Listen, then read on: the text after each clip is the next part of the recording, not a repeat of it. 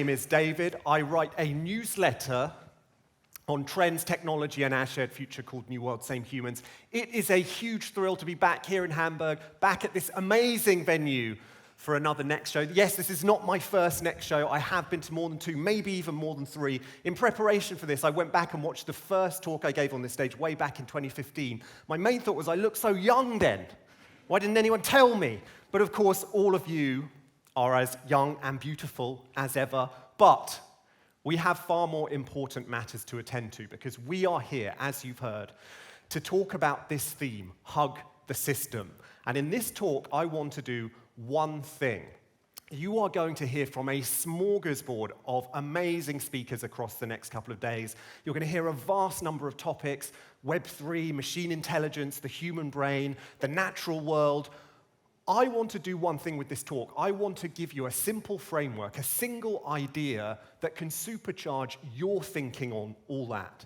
I want to establish a kind of framing idea, a framing thought that can empower us all to make sense of everything we're going to hear, to situate it within a larger picture, and maybe even to start to make sense of this moment in history, and to empower us to act, to find paths ahead.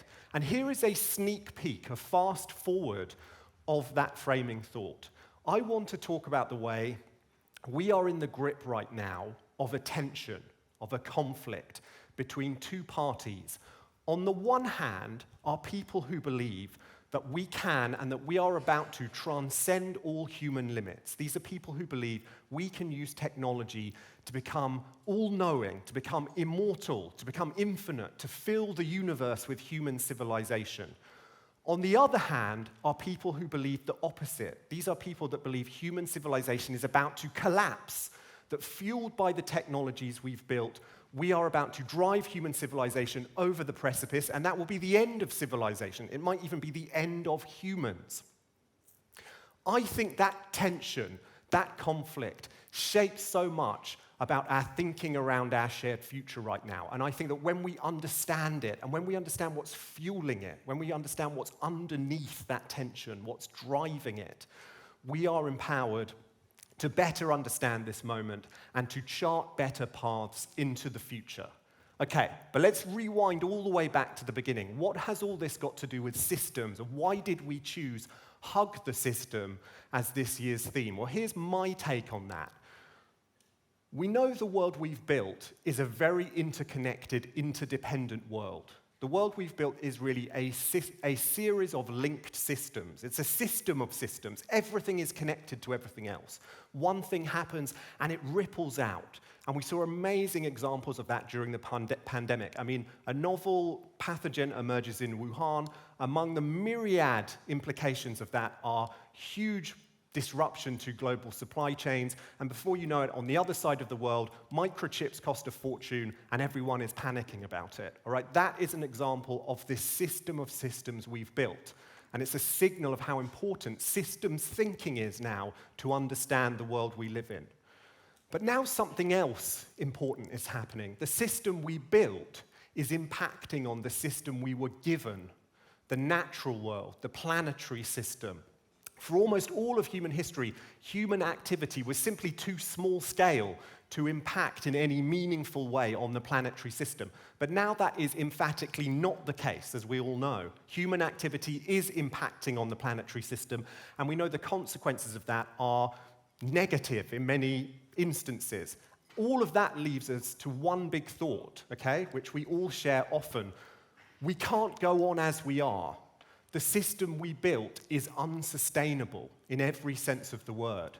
We're approaching something like a system crash. And it leads us to the thought that we need new thinking.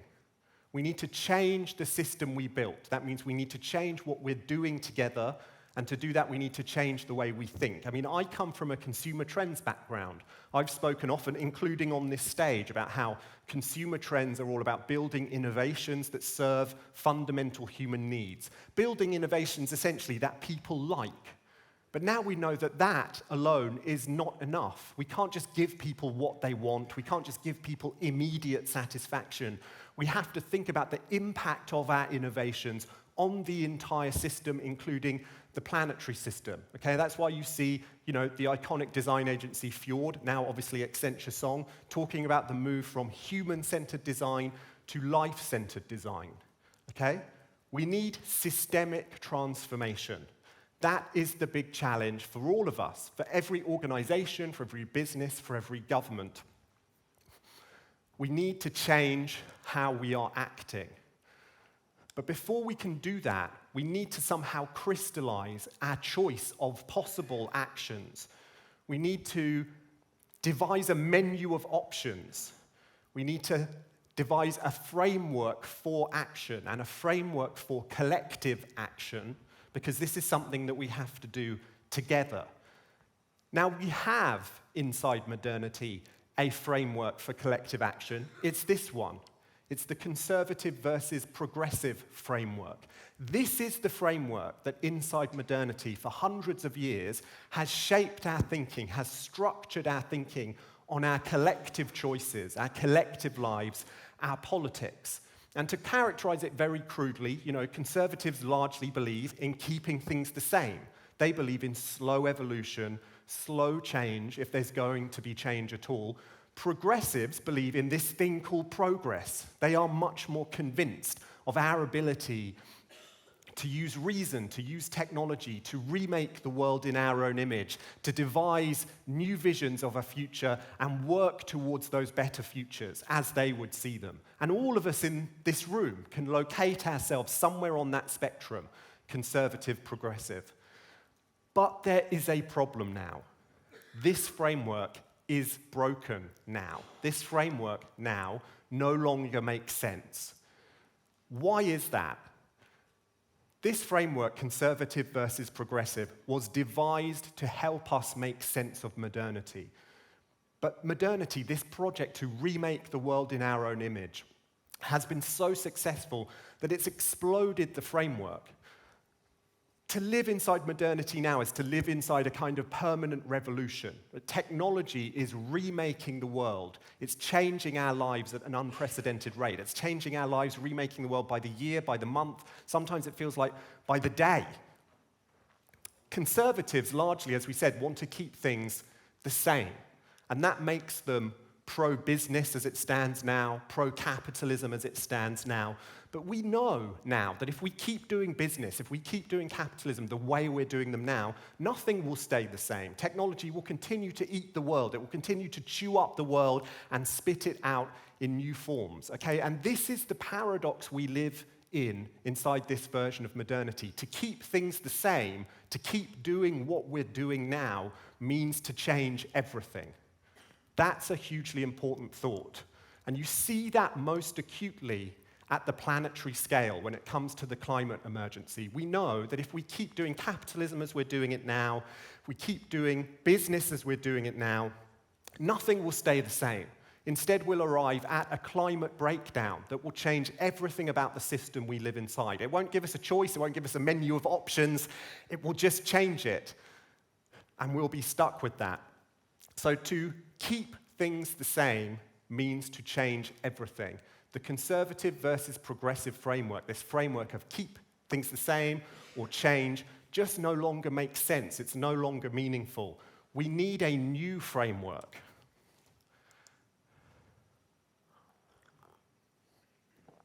And there is a new framework emerging now. This is a framework that's not about conservative versus progressive. It's a framework that's about human limits and our relationship to limits. Now, why limits? Well, this goes back to what I talked about at the beginning. There are people who believe that we can and we should and we're about to transcend all human limits, bodily limits, organic limits, social limits, planetary limits. These are people who believe we can use technology and science to transcend all of that, to rise above them, to rise even above the human and become something akin to gods. On the other hand, there are people who believe that we are about to collapse, that human civilization is about to drive itself over the cliff. And those people believe that the only way we can stop that collapse, the only way we can stop that catastrophe is to impose new limits, to embrace new limits on human human activity, to embrace limits on this project that is modernity, to scale back technological modernity, scale back our technology, scale back the economy, and just limit ourselves in new ways. That's what these people believe. I want to talk more about that tension and this opposing two views of human limits, because I think when we understand it, we can better understand this moment we're in, we can better understand the system that we're in, and we can chart new paths into the future. So let's start with those people who think that we can and should transcend human limits. Modernity has always been a project in transcending limits. We use technology to transcend the limits imposed by the physical world, to go fast, to fly to the moon, to send information to the other side of the planet. These are the people who believe that we can keep doing that we can keep this thing called progress going, that we can scale up our technology, that we can continue to quest for more. And you see that playing out across domains of technology in all kinds of fascinating ways right now. Here's some examples. This is a Silicon Valley startup called Praxis. They're on a mission to create a new city on planet Earth, totally underpinned, totally fueled by Web3, technologies of decentralization, by blockchains. They think that they can rewrite the rules of human society using Web3, and they want to create a city on Earth that represents that, a real city. They're finding a location for it, they're raising funding for it, and this is their mission at Praxis.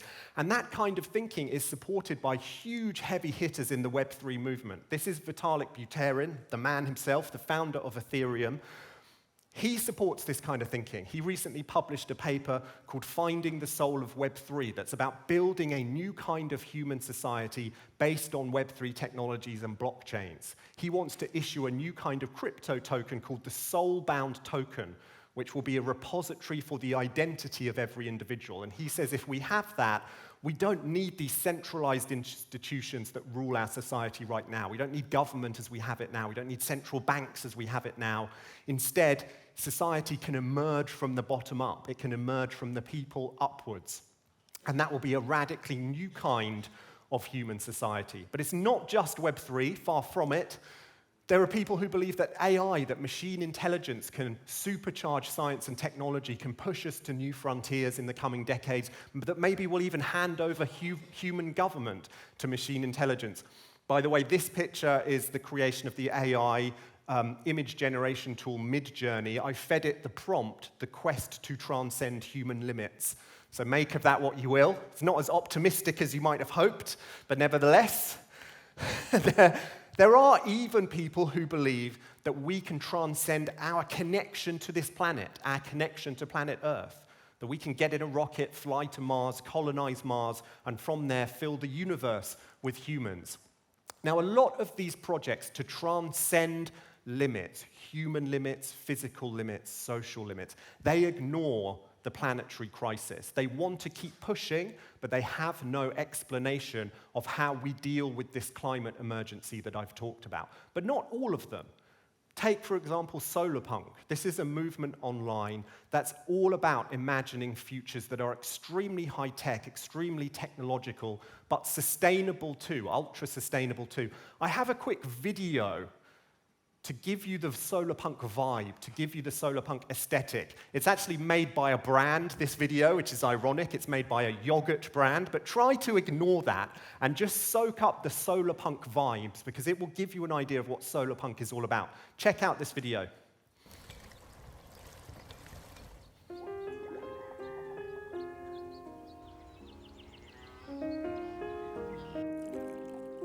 Dear Alice, this place is yours now. It's a handful, but nothing worth doing is easy. The land is more than just dirt. If you look after it, it will feed you forever. You're a smart one. I know you'll be okay come rain or shine. And remember, a business is only as good as its people. So treat them well. Our job is to plant seeds so our grandkids get to enjoy the fruit.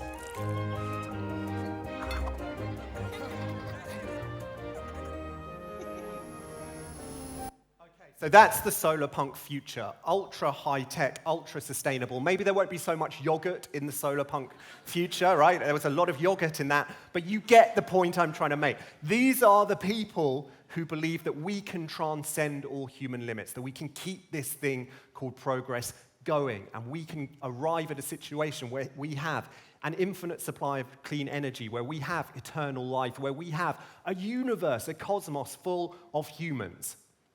On the other hand, there are those people, the other side of this conflict, who believe that we are about to collapse, that we're about to drive human civilization over the cliff, and that if we keep doing what we're doing, that's where we're going to end up. We'll have planetary climate breakdown, and that will lead to social breakdown of the social systems we live inside. A lot of that has coalesced around this movement, Extinction Rebellion. You know, they're in the UK, they're prominent in the UK, I know they're here in Germany too, they're worldwide.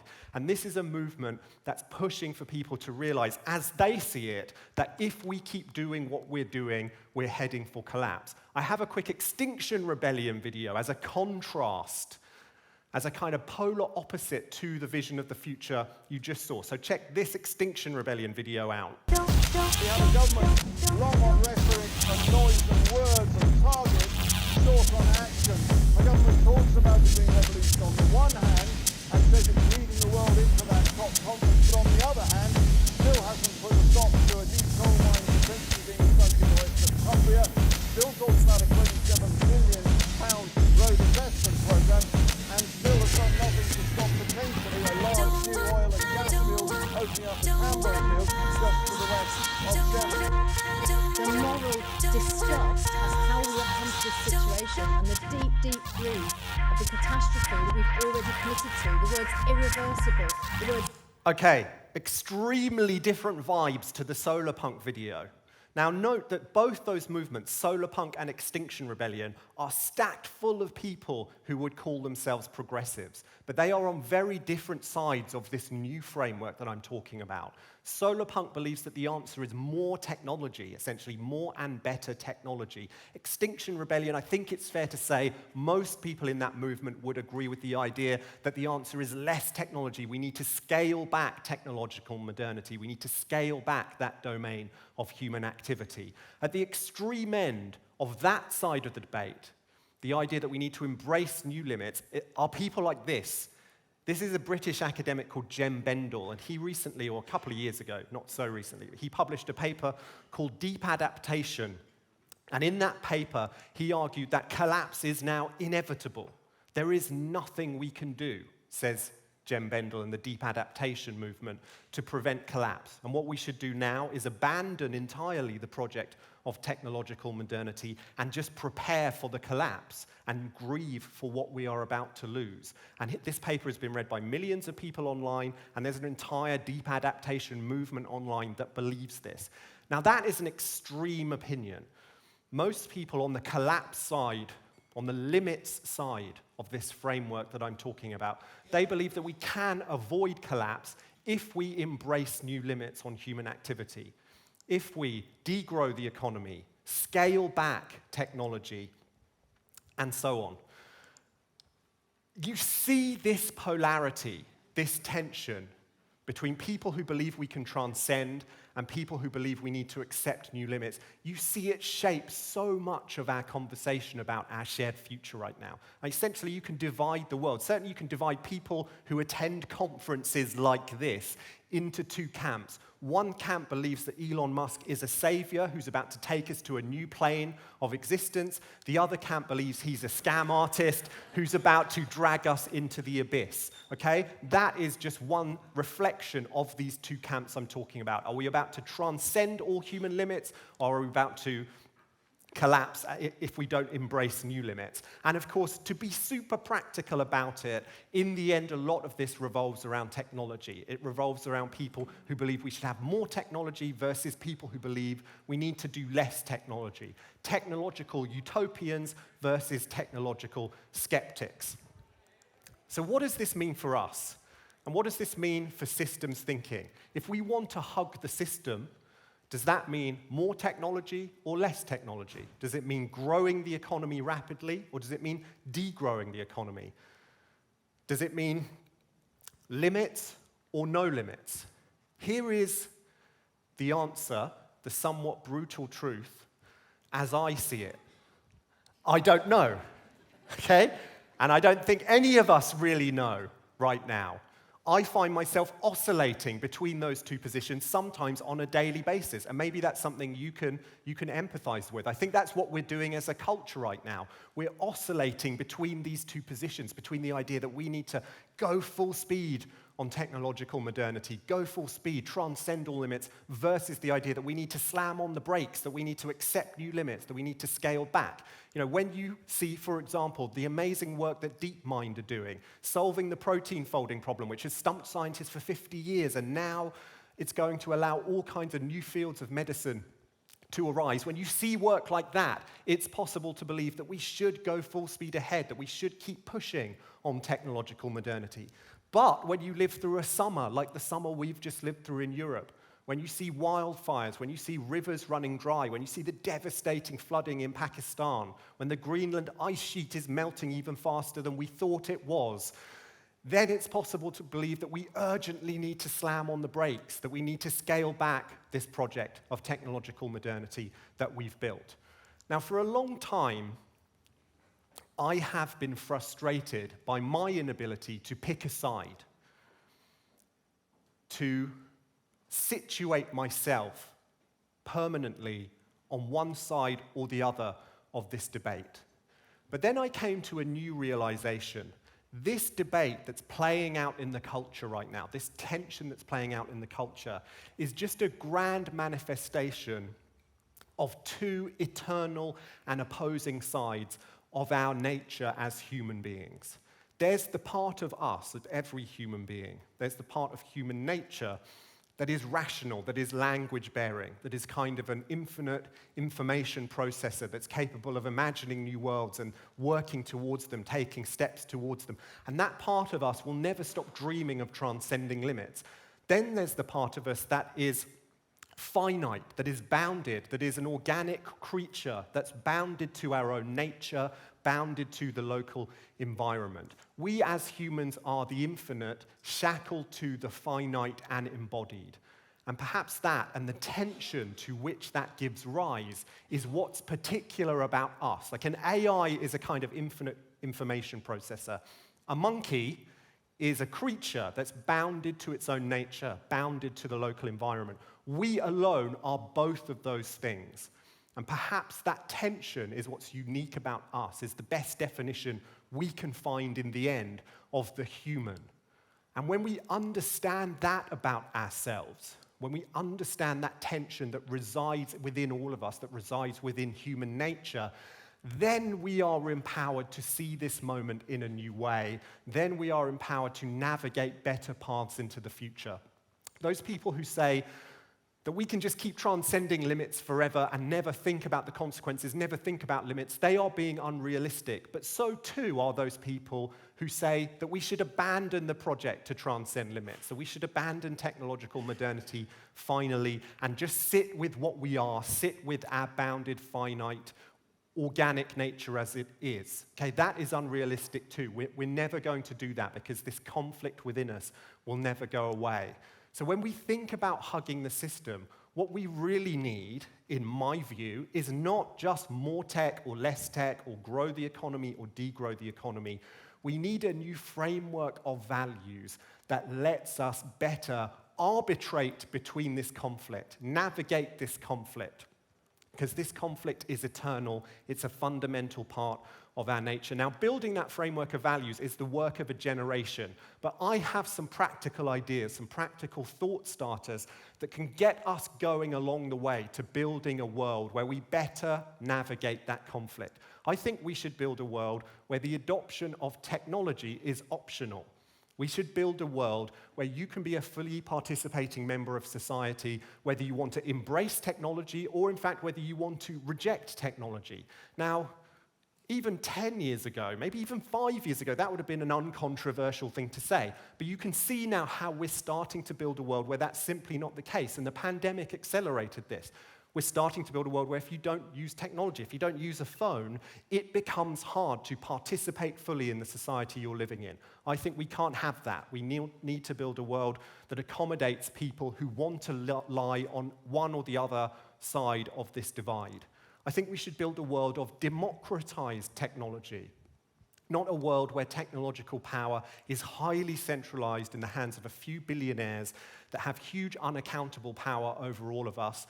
Instead, we should build a world where technology emerges from the people, is built by the people, and yes, Web3 has a lot to teach us there. And you're going to hear more about the Web3 world and what it can do and how it can serve us from Anna Angelic, who will be on this stage very soon. I think we should build a world of flexible cities, cities that accommodate all kinds of human life that's about transcending limits, but also human life that's about accepting limits, accepting our bounded, organic human nature. We should build cities where people can go back to the land and farm the land inside cities, and we can build cities like that. And yes, the solar punk movement does have something to teach us there. I think we should build a new economy, an economy that makes space for all kinds of human activity and all kinds of human work, that doesn't just reward work that's financially productive, but rewards all the kinds of work humans need to do, the work of caring for one another, the work of stewardship for the planet. And I think a universal basic income can help us with that. And all of this needs to happen against a very specific geopolitical context. A system is emerging that is very different to the system that I am describing to you. The CCP, the Chinese Communist Party, is building a techno-authoritarianism, the like of which we have never seen. Technology will not be optional, and it will be highly centralized in the hands of central government. And that system will be strong, it will be effective in many ways, and it will pose a challenge to our system that we're going to need to be able to confront and navigate. And you'll hear a lot more about the geopolitical context when David Van Heel takes the stage later on today. So look, those are some practical thought starters on how we can better navigate this tension that I believe is shaping so much of the discussion about our system, about our shared future, and that is a reflection in the end of these two eternal sides of human nature, the side that wants to transcend all limits and the side that wants to accept those limits and inhabit those limits. But there's a far broader, longer-term perspective here. The project to transcend limits is never going to go away. So what we need in the end is a new orientation to the world. We need a new way of thinking about our relationship to the world in its deepest sense. We need what some people would have called, what you might have called probably some way back, a spiritual revolution. In particular, those people who want to transcend, they need to think deeply about what are they transcending towards? What are we reaching for as human beings? We need new visions of the human good life. We need visions of what humans are supposed to do and what they're not supposed to do. Now again, that's a huge undertaking. Those are huge questions that we need to answer. But here's two cautionary principles that I think should underpin this new religion of the future that I'm talking to you about. First is that the Earth system is sacred. Wherever our project to transcend limits takes us, we need to remember that planet Earth is the only place, almost certainly the only place we'll ever find, where human beings can exist, can live without the assistance of technology, where we can breathe the air, we can drink the water, we can go and stand out in the sun without being frazzled to a crisp, okay? It's the only place where we are ever going to be able to do that. And wherever our project to transcend limits takes us, wherever technology takes us, it should never take us to a place where we destroy the ability for human beings to live on planet Earth in that way. Here's a second cautionary principle. The Earth system is sacred. The human way of seeing is sacred. We're about to build entirely new ways of seeing the world. Machine intelligence will have its own way of seeing the world. We should always remember that there's something precious, there's something amazing, there's something special about the human way of seeing the world, and we should ensure that that is always a way of seeing that is available to us. And of course, when we talk about the human way of seeing the world, it supposes that there's a separation between us and the world. I think we need to think deeply about how that isn't really the case. I mean, it's become a bit of a self-help cliche now, but it really is true that we are the world. We are the world seeing itself. That is the truth hidden at the heart of Heidegger's philosophy. That is the truth at the heart of Buddhism. We are the world waking up and watching itself. The human way of seeing is the world watching itself, and we should always make sure it remains available to us. Okay, I think I have spoken enough. That is more than enough for me. You are going to hear, as I said right at the top of this talk, amazing speakers, amazing ideas, amazing points of view. As you hear them across the next 2 days, I would just love it if in the back of your mind, you hold this framework, you hold this tension in mind. The tension between those who believe that we can transcend all limits, push through human, organic, planetary limits, and we can use technology to do that, and those people who believe that we need to embrace new limits on human activity. I think if we hold that tension in mind, we are empowered to ride the wave of incredible change that is coming and chart better paths into the future. I'm going to write much more about this in my newsletter. You can check that out if you want to hear even more about human limits, but that is more than enough from me. Thank you so much for listening. It has been really fun talking to you. Thank you. Thank you. Thank you. Thank you very much, David.